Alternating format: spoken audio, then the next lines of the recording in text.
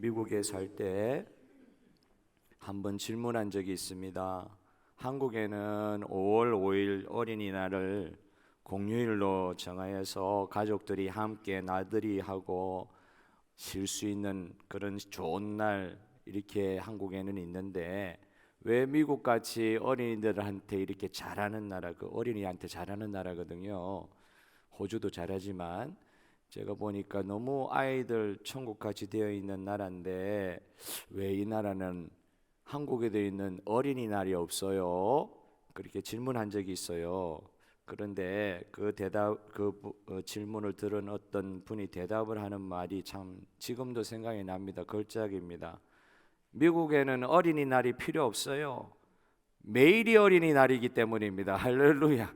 매일이 어린이날입니다. 그러고 보니까 맞아요. 어린이들이 천국과 같이 지낼 수 있는 그런 사회 분위기가 조성되어 있는 나라, 참 감사한 일이잖아요. 그런데 한국의 옛날에 어린이날이 만들어진 것은 사실 어린이들이 한국 사회에서 귀한 대접을 받지 못하고 천대시 받고 어린아이들은 저리 가라, 그런 문화가 꽉 차 있는 그런 나라 가운데 그 선각자가 앞서 나가서 어린이들 중요하다고, 그렇게 해서 하루라도 어린이 천국 한번 만들어 보자고, 그렇게 해서 만들어진 날이 어린이날 아닙니까? 그런데 어머니의 날은 참 필요한 것 같아요. 어머니의 날. 어머니는 사랑을 해야만 하는 존재로 우리 마음에 인식되어 있잖아요. 어머니에게 자녀들은 이렇게 이야기하는 분들도 요즘 있다 그러는데 참 믿지 못할 사실인데, 엄마는 당연하게 자녀를 사랑해야 하는 거 아니야? 엄마가 왜 이래? 낳았으면 사랑해 주는 거 당연한 거 아니야? 엄마로서 도리를 좀 다해 주셔야지. 혹시 여러분의 자녀들 이렇게 이야기하시는 분들 계십니까? 참 아닐 것 같은데 이렇게 이야기하시는 분들도 있다는 거예요. 참 당돌한 말인데 하나도 사실 틀린 말은 아니죠. 그런 말을 하는 애한테 이렇게 말해주고 싶어요. 야, 네가 엄마 한번 돼봐라. 그렇게 이야기하고 싶은 말이 많죠. 마음이 많죠. 네가 엄마 되어보고 할 말이다. 그거는 여러분, 자녀일 때는 엄마의 사랑을 잘 알 수가 없습니다. 진짜 엄마가 되어 보아야 나를 그때 어릴 때 키워주신 엄마의 마음을 알게 되는 거잖아요. 저도 어릴 때 부모님 왜 저러실까 잠깐 그런 생각 가져본 적이 있죠. 교회 안 다니는 내 친구들 중에, 저는 교회 다니고 어릴 때부터 또 훈련받고 그래서는 감히 그런 생각하지 못하는데 막 집 나가는 아이들 있잖아요. 그런 아이들 심정을 이해도 해본 적이 있습니다.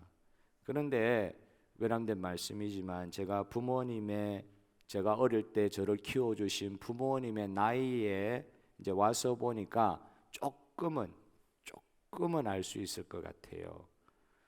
엄마 아빠도 부모이기 이전에 사람이라는 사실을 알게 된 거예요. 나도 개인 박영은이라는 사람이지, 내가 누구누구의 아빠로서의 자리를 가지기 이전에 하나님께서 나에게 이 이름에 맞는 또 인격을 주셔가지고 지금까지 살게 하시는 그런 사람이지. 그러니까 그때 엄마 아빠는 당연히 모든 걸 다 해줄 수 있는 사람이라고 생각했지만 그걸 못 해주는 거를 보면서 참 가슴 아파하고 마음을 어려워했던 그 어린 나이의 마음에서, 제가 엄마 아빠의 나이에 딱 가다 보니까 엄마 아빠가 왜 그렇게 힘들어 했는지, 해주고 싶은 것도 못 해줄 때 그런 아픔들을 그 나이가 되어서 느낄 때, 그때 이제 조금, 야, 엄마 아빠는 모든 걸 다 해주는 사람이 될 수가 없는 거구나. 내가 그 나이가 돼서 아이들을 보니까 나를 키워준 엄마 아빠의 마음을 조금은 이해를 하는 거죠. 그 당시에는 왜 이러냐 말이에요. 왜 이래? 다른 엄마 아빠는 좋은데 우리 집 엄마 아빠는 왜 이러냐? 그런 소리 하다가 지금 이제 그 나이 되어 보니까 조금은 알겠는 거죠. 사람이다, 사람. 아빠 엄마 되기 전에 내가 어릴 때보다 부모에게 더 잘하는 우리 아이들을 보면서 참 부끄러울 때가 있어요. 내가 한 대로 갚아주시는 하나님이셨다고 하면 저는 아마 이 세상에 지금 존재하지 못할 것 같아요. 왜냐하면 너무너무 못한 게 많으니까. 하나님은 항상 내가 한 것에 비하면 너무나 가분한 것을 주시는 하나님이십니다. 여러분 믿으십니까? 내가 한 것 비해서 너무 좋은 것, 가분한 것을 주시는 하나님이세요. 나는 이런 대접받을 일을 한 적이 없어요. 지독히 내 중심으로만 살았던 나를 이렇게 참 부모의 하나님의 마음을 아프게 하면서 살았던 저를 내가 한 짓 그대로 그냥 갚아주시면은 존재할 수가 없는 존재인데, 하나님께서 너무나도 대접받을 만한 일을 한 적이 없는 저를 가분하게 대접해 주시고 저를 이렇게 용납해 주셔가지고 이 자리까지 오게 하여 주신 것, 하나님은 과연 내가 한 대로 갚으시는 분이 아니세요. 나는 정말 잘못한 게 많은데 하나님 그대로 갚지를 않으시더라고요. 오히려 하나님은 제가 너무 잘못한 것이 많은데도 불구하고 항상 반대로 저에게 잘해 주시는 분이셨어요. 진짜 여러분, 그런 하나님을 여러분 믿습니까? 진짜 하나님이 내가 한 것 비하해서 너무너무 좋은 걸 많이 주시고 너무 은혜를 베풀어 주시고 너무 과분한 사랑을 부어 주셔가지고 나는 엄마 아빠 노릇 제대로 한 것이 없는데 하나님은 너무 좋은 아이들을 이 부족한 것한테 주셔가지고 엄마 아빠를 너무 사랑해 주고, 뭐 지금 제 아이들을 예찬하는 자리는 아닙니다. 그런데 가만 생각해 보니까 제가 어릴 때에 표정으로라도 엄마 아빠한테 무뚝뚝하게 하고 그랬는데 우리 아이들은 적어도 그러지는 않는단 말이에요. 있는 그대로 저한테 보여주고 너무 감사한 거죠. 저는 지금 우리 아이들만큼만이라도 우리 부모님께는 못 해드릴 거예요. 물론 꽃도 엄마가 먼저 사놓고 이게 이제 마더스데이야 이렇게 가르쳐줘야 하는 그런 아이들을 우리가 키우고 있습니다만은, 그래도 옛날에 저보다는 훨씬 나아요. 하나님의 사랑에 제일 가깝게 보이는 것이 부모님의 사랑, 어머니의 사랑 같습니다. 대가가 없이 퍼주는 사랑이잖아요. 물론 요즘에 이런 부모님의 사랑도 제약으로 많이 오염돼 가지고 부모님 자신들이 자기 자신을 너무 사랑해서 자녀들을 자기의 사랑의 피해자로 만드는 경우도 있습니다. 자녀들이 원치도 않는 사랑, 근데 그 사랑이 아닌데 그걸 사랑이라고 생각하고 자녀들한테 쏟아부어 주는데 사랑을 가장한 폭력으로 자녀를 얼마나 괴롭게 하는 그런 부모들도 있을 수 있죠. 실제로 우리 눈으로 많이 봅니다. 자기가 좋아하는 것이면 내 아이들도 좋아해야 된다, 좋아할 것이라고 생각하는 거죠.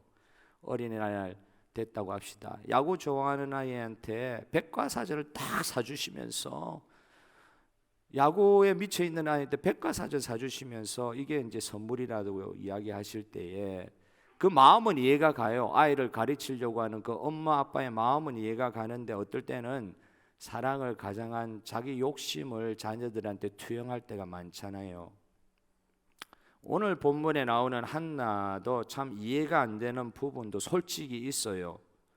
시대에 좀 차이도 있을 수 있고 그 있는 그대로의 본문에 있는 내용을 오늘 이 시대에 그대로 가져온다고 했을 때 조금 이해가 안 되는 부분도 있어요. 내가 하나님께 소원기도 했다고 자녀의 의사도 물어보지도 않고 아이를 말도 안 되는 제사장, 그냥 제사장이긴 한데 말도 안 되는 제사장이 맞아요. 말도 안 되는 제사장. 이거는 보통 사람도 그렇지 않은데 영적으로 완전히 어두워져 있는 제사장한테 자기가 소원기도 했다고 해가지고 자기의 아들을 그냥 제사장에게 던져두듯이 맡겨버리고 그렇게 할 수가 있냐고요. 진짜 엄마 제대로 생각이 있는 사람이냐고 이야기하시는 분들이 혹 있을 수 있을 것입니다. 한나의 원래 이름 뜻이 이제 그 한나라는 그 구약의 이름 뜻이 한국말로 하면 은혜라는 뜻이 있어요. 그레이스. 은혜라는 뜻이 있어요. 그 한나의 원래 이름이 은혜였는데 어떨 때 보면 이 한나의 그 자기의 세상을 살아가시는 의사의 소통 방식은 너무 원웨이일 때가 있었어요. 그런데 정말 이런 한나에게 이런 좀 소통에 부족한 이런 부분들도 하나님은 정말 좋은 방식으로 사용하시는 거 있죠. 우리의 모난 부분, 어떻게 보면 너무 좀 막혀 있는 부분, 이런 부분도 하나님께서는 너무 좋은 방식으로 사용해 주시는 거예요. 그러니까 한나가 그 이름 뜻대로 은혜를 입은 거예요. 자기의 연약함이 있지만 하나님의 은혜를 입어서 하나님께서 좋은 방식으로 그 단점같이 보이는 것도 사용하여 주심으로 하나님의 은혜의 놀라운 세계 가운데 한나를 사용하시는 그 하나님을 우리가 보게 됩니다. 우리가 사는 방식이 모두 좋다고는 볼 수는 없겠지만 어떨 때는 너무너무 악하게 보이는 경우도 있을 수 있어요. 우리가 참 죄인이니까. 그런데 우리 하나님은 그것을 선으로 바꾸시는 분이심을 믿으시기를 바랍니다. 우리는 연약해도 하나님은 그것을 선으로 바꾸실 수 있는 분이시여요.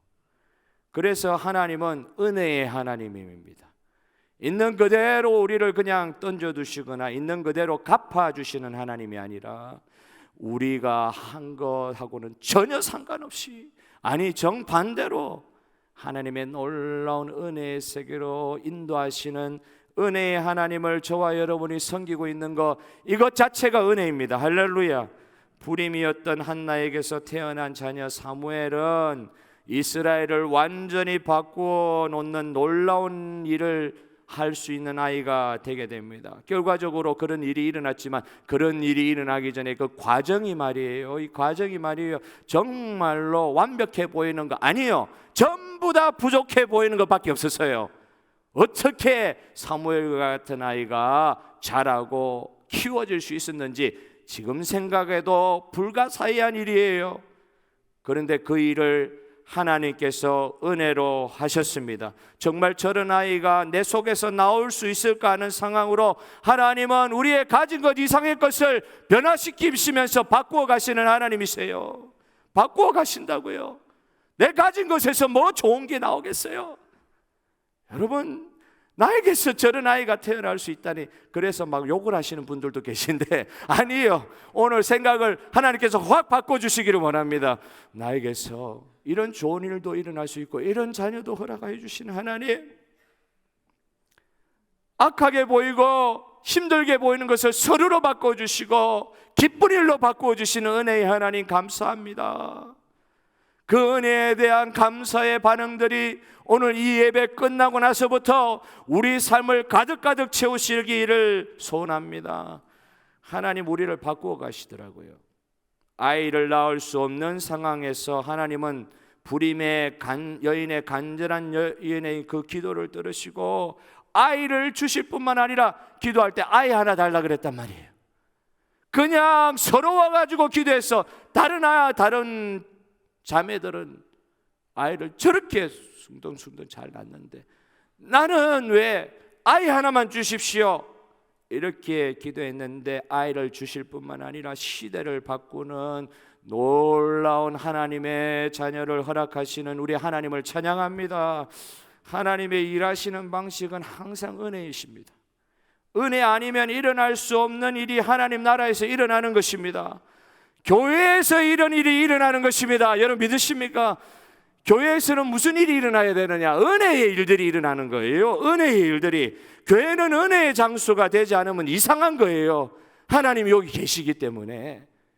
교회는 은혜의 일들이 일어나야 되는 거예요. 한 만큼 내가 이거 했으니까 이 정도 결과가 내는 곳, 이것이 교회가 아닙니다.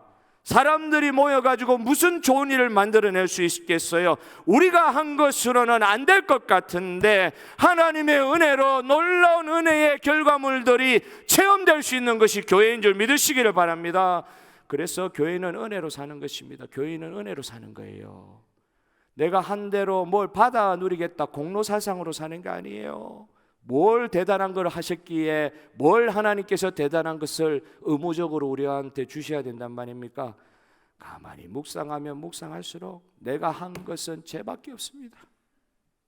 정말 부족한 것밖에 없습니다. 그런데 하나님께서 감당할 수 없는 은혜를 나에게 부어주셨습니다. 근데 은혜를 은혜로 알지 못하니까, 이 은혜를 정말 누리지를 못하니까 표정부터 달라지고 힘들고 기도를 해도 안 들어주는 것밖에는 눈에 들어오지는 않고 하나님과의 관계가 기브 앤 테이크만 되는 거예요.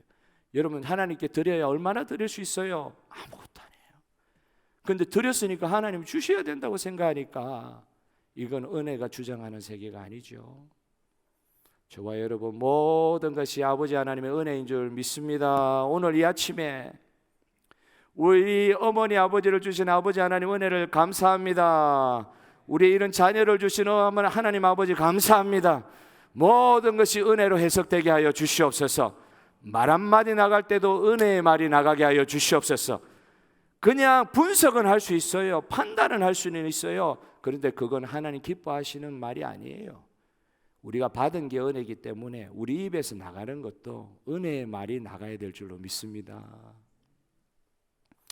한나에게서 오늘 우리가 배울 수 있는 것은 하나님의 은혜를 사모하는 그녀의 모습인 것 같아요. 그리고 한나가 어떻게 해서 하나님의 은혜를 받게 됐습니까? 오늘 그 이유를 한마디로 저에게 물어보신다고 하면은 한나가 왜 그런 은혜를 받았어요? 한나는 정말 기도하는 여인이었습니다. 기도하는 여인이었어요. 어머니가 되기 전부터 기도하는 여인이었습니다. 어머니가 되고 나서는 더 기도했습니다.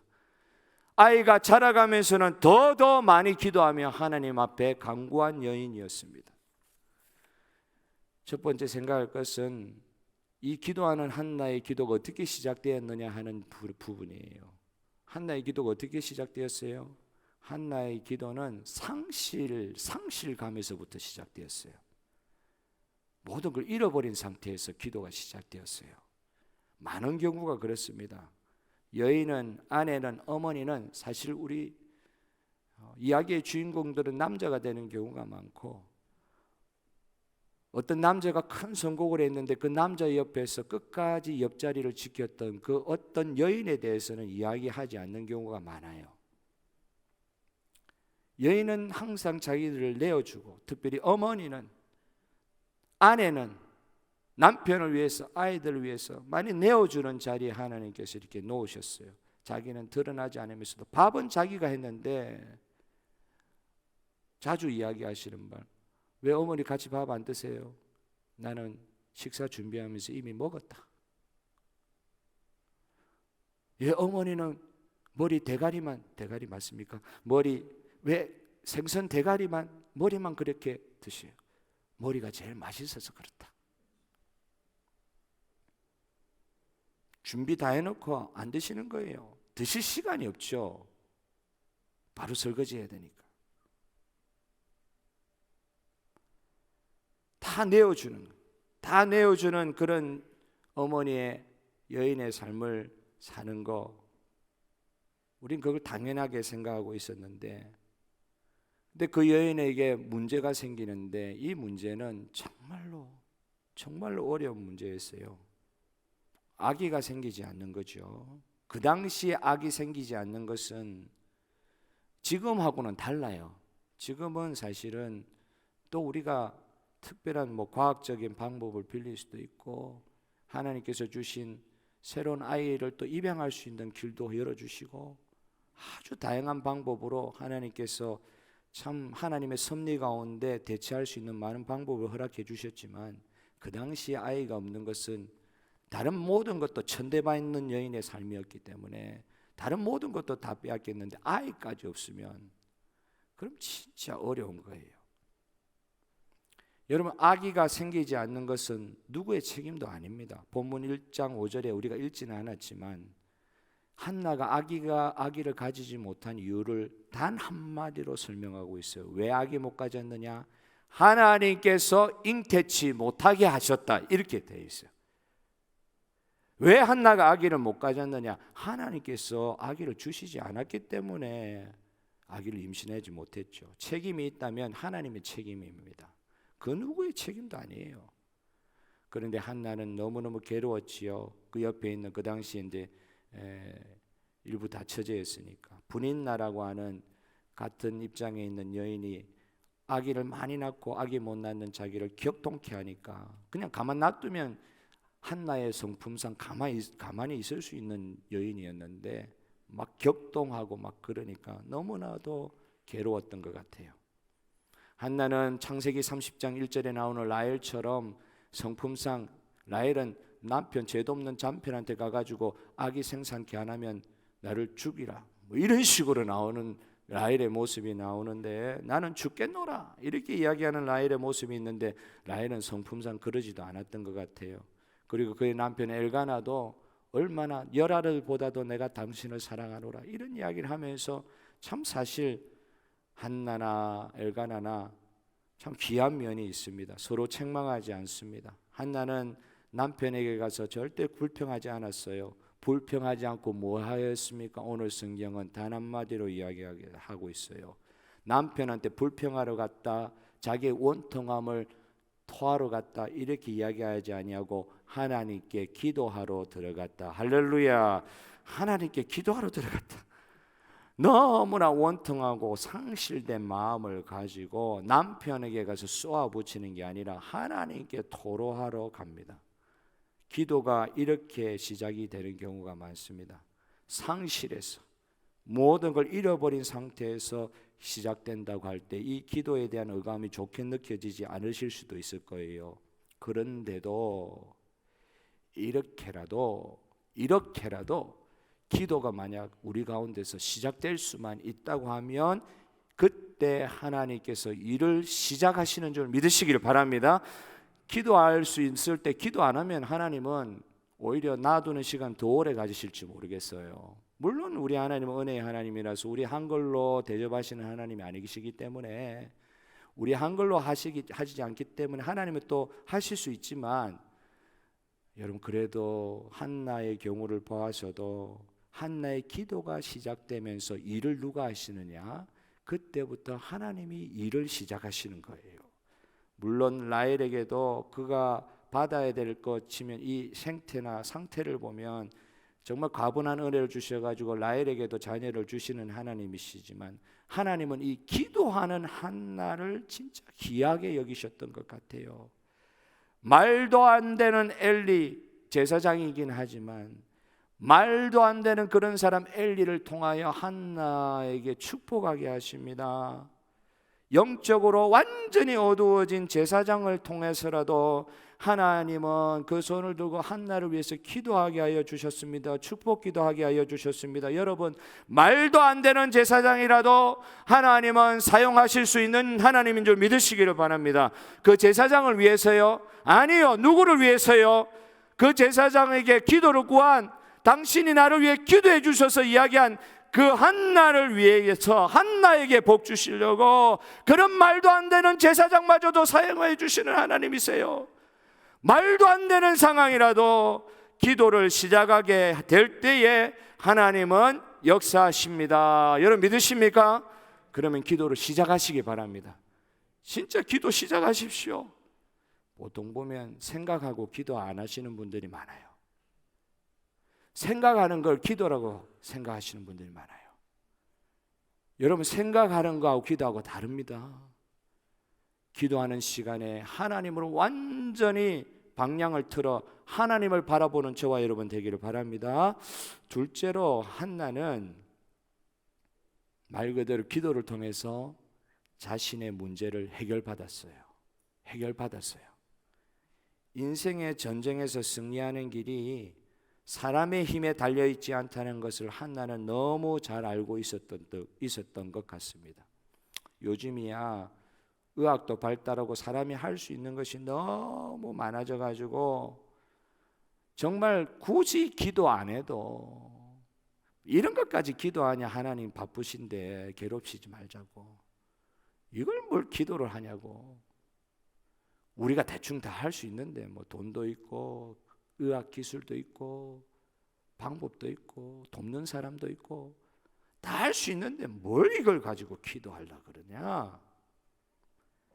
여러분, 그런데 진짜 사람이 그렇게 할 수 있습니까? 여러분 살아보시니까 그러세요? 우리가 할 수 있는 것이 진짜 그렇게 많습니까? 사람이 아무리 잘난 것 같이 보여도 하나님을 대신할 수 없다는 것을 알아야 될 줄로 믿습니다. 대신할 수 없어요. 사람이 아무리 뛰어나도 하나님을 대신할 수 없어요. 하나님만 해결해 주실 수 있는 일들이 사실은 전부 다입니다. 전부 다예요. 우리가 몰라서 그렇지. 한나는 1장 10절에 하나님께서 기도를 시작하게 하셨다고 했는데 어떤 상태에서 기도를 시작하느냐? 마음이 괴로워서 여호와께 기도하고 통곡하였다고 이야기하고 있습니다. 통곡하였다. 어쨌든 기도를 시작한 거예요. 자기가 할 수 있는 것이 아무것도 없어서 하나님께만 기도하면서 나아간 거예요. 그런데 얼마 있지 않아 1장 20절에 보면은 영어로 보면은 in due time, 그걸 한글로 이야기하니까 때가 이름에 이런 말이 있습니다. in due time, 때가 이름에 아이를 낳았다. 이런 아주 짧게 묘사가 되어 있는데, 여러분 이 말은 in due time, 때가 되어서 하려고 하니까 그때가 되니까 이런 식으로 해석할 수 있는데, 이걸 깊이 한번 묵상하면서 한번 보시면은 in due time이 아니라 in God's time, 하나님의 시간에 하나님께서 응답하시고 하나님이 일을 이루신 줄 믿으시기를 바라요. 정한 시간이 바로 하나님의 시간입니다. 우리가 정한 시간이 아니라 하나님의 시간이 일이 이루어지는 거예요. 그러고 보니까 기도는 뭐 하는 것입니까? 기도는 하나님의 때를 기다리는 게 기도다. 내 때를 재촉하는 게 기도가 아니라 하나님이 분명히 이루어 주실 것인데, 그 하나님의 God's time, 하나님이 생각하시는 시간, 하나님이 정하신 시간을 기다리는 것이 기도단 말이죠. 그냥 가만히 있는 거 아니고 하나님의 때를 기다리는 그 시간은 뭘로 채우느냐? 기도로 채운다. 내가 정한 시간에 기도 응답이 이루어지는 것이 아닙니다. 하나님의 때에 이루어집니다. 기도한 것을 믿음으로 받는 줄로 여기게 되면 반드시 하나님의 때에 하나님의 뜻이 이루어질 줄 믿으시길 바랍니다. 저는 그래서 한국 사람들 3, 4일은이라 이야기하잖아요. 말 한 번 하기 전에 한 번, 3번인 정도는 생각을 해야 된다. 말부터 뱉지 마라. 이렇게 조상들이 좋은 말씀을 우리에게 전해줬는데, 여러분 이걸 좀 바꾸고 싶어요. 무슨 일을 하기 전에, 바로 반응하기 전에, 행동하기 전에 한 번 더 생각하라. 이 말도 좋은 말이긴 한데 이 말을 좀 바꾸었으면 좋겠어요. 한 번 더 생각하는 것이 아니라 한 번 더 기도하게 하여 주시옵소서. 한 번 더 기도하게 하여 주시옵소서. 아까 말씀드렸잖아요. 생각하는 것을 기도하는 것이라 착각한단 말이에요. 기도 안 해요. 걱정하고 고민하지, 계획을 세우지, 기도는 안 하는 거예요. 여러분 진짜 하나님 믿으십니까? 그러면 기도 시작하시길 바랍니다. 생각하기 전에 기도하시길 바라요. 기도의 자리도 넘쳐야지 교회가 사명 감당할 수 있습니다. 기도도 안 하고 무슨 일을, 하나님의 일을 할 수 있다는 말입니까? 못합니다. 못해요. 안 돼요. 하나님께서 하게 하신 것을 우리가 감당한다고 했을 때 하나님 뜻과 일치가 일어나야, 하나님 마음에 합해야 그 일이 이루어지는 것인데, 하나님 마음에 합한 일이 언제 일어납니까? 기도로 하나님과 가까워졌을 때. 뭘 하기 위해서 기도하는 게 아니라 하나님과 교제하기 위해서, 하나님과 가까워지기 위해서 기도하는 거 아닙니까? 하나님은 문제 해결해 주시겠다고 말씀하지 않으시고, 누가복음에도 성령을 선물로 주시겠다고 말씀하신 하나님을 믿으시기를 바랍니다. 단순한 문제 해결을 뛰어넘는 하나님의 성령이 우리를 장악하실 것입니다. 기도하는 가운데 우리를 장악하시는 거예요. 누가요? 성령 하나님께서. 기도하는 나를 바꾸시는 거예요.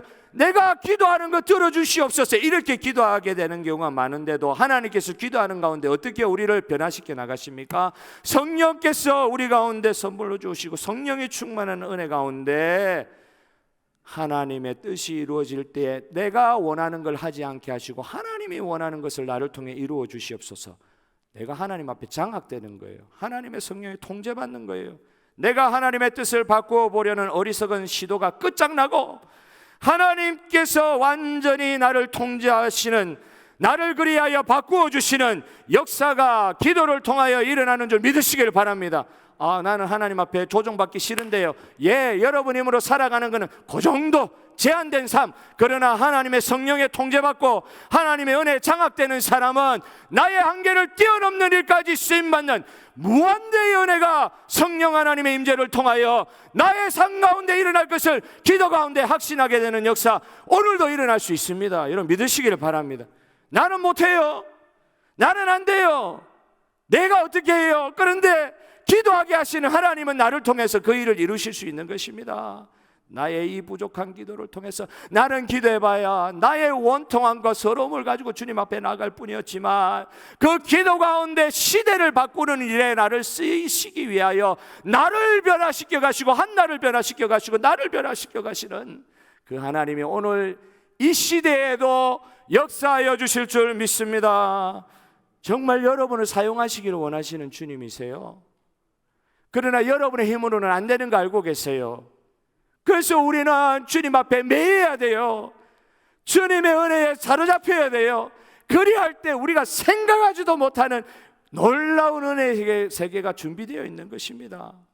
마지막으로 기도는 하나님께 맡기는, 다른 말로 하면 하나님의 주권을 인정하는 그런 기도해야 할 것입니다. 여호와는 죽이기도 하시고 살리기도 하시며, 그 뒤에 2장 6절에도 나옵니다. 하나님을 존중히 여기는 자를 존중히 여기시고 하나님을 멸시하는 자를 하나님은 경멸할 수 있는 분이라고 말씀하고 계세요. 죽이기도 하시고 살리시고, 누가 아느냐? 하나님 아신다. 기도하는 사람은 기도의 응답자가 누구인지를 알고 기도해야 돼요. 기도를 통해서 하나님을 더 깊이 알게 되는 이유가 여기에 있습니다. 기도는 주문이 아니에요. 주문이 아니에요. 기도는 소원 성취의 수단과 도구가 아닙니다. 하나님이 우리를 통해서 만들어주시는 명문의 기도는 주님이 누구인지를 알고 드리는 기도. 그래서 내 입으로 감히 나올 수 없는 말들이 나오는 거예요. 내가 지금 기도 드리는 대상이 어떤 분인지 알게 되니까 그 하나님의 뜻만 의지하여 기도하게 되니까 내 입에서는, 내 생각으로는 나올 수 없는 간구와 기도가 나오게 되는 것입니다. 그렇기 때문에 한나 같은 사람은 오늘 본문에 나타나는 것처럼 사무엘 젖된 후에 바로 아이를 누구한테 맡겨요? 누구한테 맡겨요? 아이를 누구한테 맡겨요? 하나님, 보통 교회에서 물어보는 거 예수님 하나님 하면 다 거의 다 맞추는. 그런데 여기서 누구한테 맡겨요? 엘리한테 맡깁니다. 하나님한테 맡겨야 된다. 그게 정답인데 누구한테 맡겨요? 엘리한테 맡겨요. 여러분 엘리가 어떤 사람인지 아시잖아요. 그냥 제사장이지 완전히 영이 어두워지고 그 키우는 아이들을 보십시오. 엘리에게 들어감으로, 엘리의 수종으로 들어감으로 사실은 엘리의 양아들 같이 사무엘이 들어간 것인데, 왜냐하면 낳아준 엄마는 명절 때만 옷만 지어가지고 갖다 주고, 아이의 키가 자라니까 그 아이 키에 맞게 옷만 갖다 주고 먹을 거 갖다 주는 거, 이거 말고는 안 하는 거예요. 그러니까 완전 양자로 준 거예요, 엘리한테. 근데 엘리가 어떤 사람이에요? 엘리 아들들이 어떤 사람들이에요? 홈니와 비느하스. 졸지에 사무엘의 큰형들이 홈니와 비느하스가 된 거예요. 홈니와 비느하스 어떤 사람들이었어요? 하나님을 경멸하는 자들이었어요. 하나님을 멸시하는 자들이었어요. 하나님의 것을 도둑질하는 사람이었어요. 가룟 유다와 같은 사람이었어요. 그런 사람들 동생으로 들어간 거예요. 누가? 자기가 들어가고 싶어서 들어간 게 아니라 기도한 엄마 한나가 사무엘을 엘리한테 맡겨버리는 거예요. 엘리는 어떤 사람입니까? 마지막 죽는 순간까지 그렇게 하나님을 경멸하고 멸시하는 자기 아들 무서워서 그랬는지, 아이들이 너무너무 무서워서 그랬는지 그냥 그렇게 하면 안 되는데 그러고 말아요. 너희들 그러면 안 돼 이러고 말아요. 지금 아이들이 죽어가는데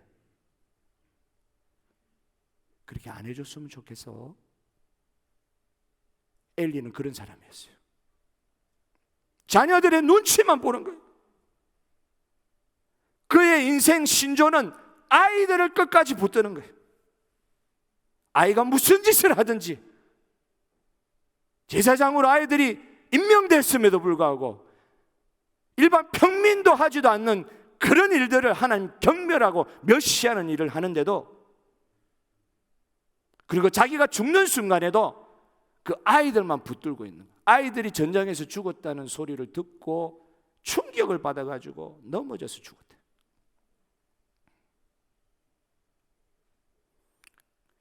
사무엘상 3장, 4장, 1장부터 4장까지 쭉 보면은 이 두 사람이 딱 비교가 되고 있어요. 엘리는 끝까지 아이들만 붙들고 있어요. 그런데 한나는, 기도하는 한나는 사무엘을 그렇게 정말 붙들어도 충분한 이유가 되는데도 하나님께 맡겨버리잖아요. 낳아놓고는 기적과 같이 아이를 얻고 나서는 하나님께, 주신 하나님께 도로 드립니다 하고는 자기 소원기도한테는 맡겨버리잖아요. 누구한테요? 하나님 앞에 맡기는 게 아니라 먼저 눈에 보이는 엘리한테 맡긴다고요. 왜? 하나님께 그렇게 기도했으니까. 정말 엘리를 통해서 하나님 나라가 지금 세워지고 있습니까? 여러분 그 뒤의 역사를 보셔서 아시겠지만 제사장인 엘리를 통해서 하나님의 나라는 전혀 눈에 보이지 않는 방식으로 엘리를 통해서는 하나님 나라가 성립이 되지 않아요. 그런데 한나, 이 악이 없었던, 불임이었던 이 여인 한 사람, 그 사람을 통해서는 하나님 나라가 보이기 시작해요. 처음에는 아무것도 없는 것 같았는데 점점 커지는 거예요. 나중에는 시대를 책임지는 사무엘의 역할까지 한나의 기도를 통해서 이루어 주시는 걸 보게 됩니다. 한나에게서는 하나님께서 주신 것을 하나님께 돌려드리는 태도가 있었어요. 그런데 엘리는 마지막까지 나에게 주신 그 자녀를 통해서 하나님께 돌려드리는 거 아니고 그 자녀가 인생의 목표가 됐어요. 우리는 우리에게 주신 이 자녀들도 우리의 소유가 아니라 하나님의 소유라는 믿음을 통해 자녀를 기도 가운데, 믿음 가운데 내어드리는 이 시간 되시기를 주님의 이름으로 축복합니다. 이 말은 하나님께 내 자녀에 관한 모든 문제를 다 맡겨버리고 부모로서의 책임을 등한시하겠다, 그런 말 아닙니다. 자녀를 하나님께 드린다는 것, 목사로서 바친다, 그런 거 아니에요. 자녀를 하나님께 드린다, 내가 낳은 아이인 것 같지만 내 소유가 아닌 것을 인정하는 거. 그래서 이 아이도 하나님께서 구원하시고 하나님께서 쓰시는 종이 되기 위하여 종이 되었으면 좋겠다는 간절한 사모함의 기도가 그 어머니의 심중에 있는 그 아이들, 자녀를 하나님께 드려야 되겠다, 하나님의 백성으로 참아야 되겠다, 그 생각이 부모에게 있다고 하면 이거는요, 자녀를 사실은 바치겠다는 이 말은 나의 모든 것을 바치겠다는 말입니다. 자녀를 하나님께 드린다고 하는 말은 나의 모든 것을 드린다고 하는 말이에요. 여러분, 이런 삶의 태도를 가진 사람을 하나님께서 그냥 놔두시겠어요? 어린 사무엘은 영이 어두운 엘리의 가정에서 자라났습니다. 인간적으로 보면 한나가 그런 선택을 하면 안 되는 거예요. 어떻게 저런 사람 앞에 사무엘을 맡겨요? 한나가 사무엘을 그런 환경에 놓아두는 것은 정말 여러분 성경에 구체적으로 설명은 안 돼 있지만 어려운 결정이었을 것 같아요. 그러나 기도하는 어머니를 통해서 사무엘은 정말로 그런 환경에 맡겨졌는데도 그 환경에 물들지 않고 정말 시궁창에서 자라나는 장미꽃과 같은 놀라운 역사가 사무엘 삶을 통해서 이루어진 줄 믿으시기를 바랍니다. 하나님이 지키시면 내가 눈에 불을 켜고 보호하는 것보다 훨씬 낫습니다. 할렐루야. 여러분 자녀들을 하나님 앞에 맡겨드린다, 하나님의 말씀으로 맡겨드립니다. 기도 가운데 하나님을 의지하면서 나의 자녀를 맡겨드립니다. 내가 키울 수 없습니다. 하나님이 키워주시옵소서. 정말 어떨 때는 이제 한계를 느낄 때가 많잖아요, 우리 부모님들. 근데 그럴 때일수록 상실한 상태에서 시작한 한나의 기도와 같은 그런 기도의 상황들이 우리 부모님들 지금 자녀들이 다 장성하셨다 할지라도 기도의 끈을 놓지 말고 그 자녀를 하나님께 올려드리고 맡겨드리는 기도, 주님 날아가실 때까지 감당하는 저와 여러분 되었으면 좋겠습니다. 우리가 하면 부족해요. 안 돼요. 그런데 하나님은 하실 수 있어요. 자녀 무서워하지 마세요. 자녀 눈치 보지 마세요. 신앙에 있어서는 하나님을 바라고 내 자녀가 하나님 안 믿으면 안 된다는 그 절절한 마음을 가지고 하나님께 여러분의 자녀들을 맡겨드리시기를 바랍니다. 하나님을 여러분 자녀들을 맡겨주시기를 바랍니다. 하나님께서 정말 놀라운 일을 행해 주실 것입니다. 오늘 부모로서 해야 된다고 했지만 그래도 부족한 것밖에 없다고 하는 게 부모의 마음 아닙니까? 엄마의 마음 아닙니까? 그 부족해 보이는 그런 마음을 여러분이 상실한 마음, 통전한 마음을 하나님께 가져나가셔서 우리 자녀들을 축복하는 기도, 하나님의 자녀 되게 만들려고 하는 기도, 엘리야와 같이 인생 중간에 포기하는 그런 삶 살지 말고 끝까지 자녀들을 위해서 기도하는 그런 기도가 살아있는 우리 교회 모든 세대의 기도, 우리 어머니의 기도, 아버지의 기도 하나님께서 축복하여 주실 줄 믿습니다.